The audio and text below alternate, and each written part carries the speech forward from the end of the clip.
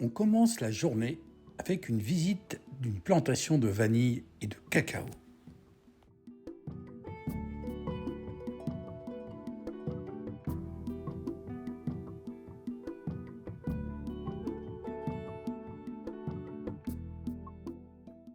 Entre vanille et cacao, nous retrouvons notre symbole insulaire.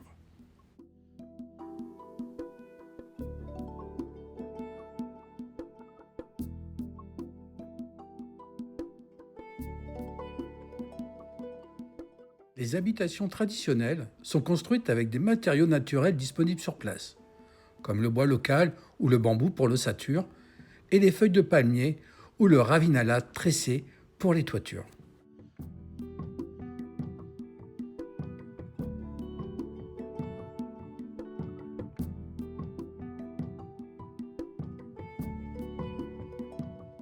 À l'aube, la brume descend doucement sur les collines rouges du nord de Madagascar.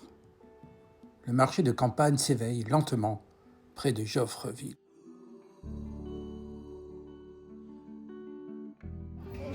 C'est jour de marché à Joffreville et comme d'habitude, je vais vous montrer tout ça. Les premiers pas résonnent sur la terre battue, pendant que les charrettes arrivent chargées de légumes, de riz, de bananes et de charbon. Les femmes installent leurs étals avec patience.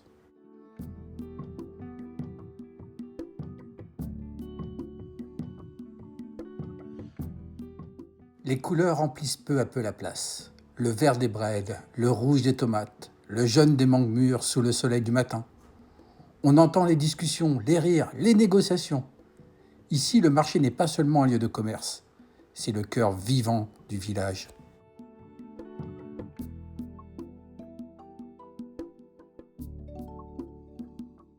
À Madagascar, ce sont souvent les femmes qui tiennent les stands sur les marchés.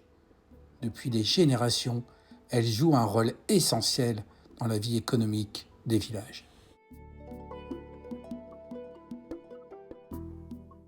Dans un marché de campagne, chaque visage raconte une histoire de travail, de solidarité et de vie simple rythmée par la terre et les saisons.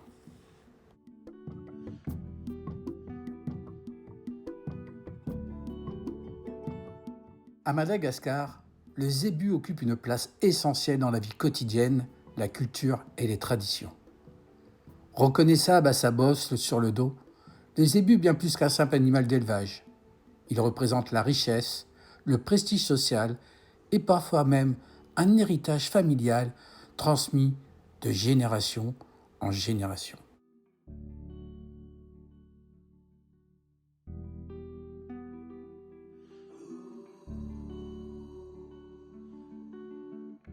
Sous l'ombre des maisons traditionnelles, les fabricants de paniers travaillent en silence.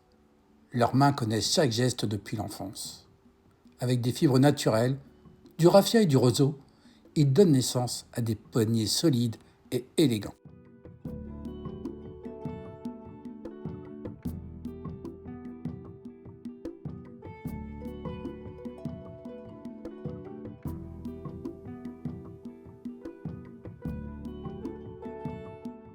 Au fond du village, le bruit des marteaux résonne dans l'atelier du forgeron. Depuis des décennies, les forgerons fabriquent les outils indispensables à la vie rurale.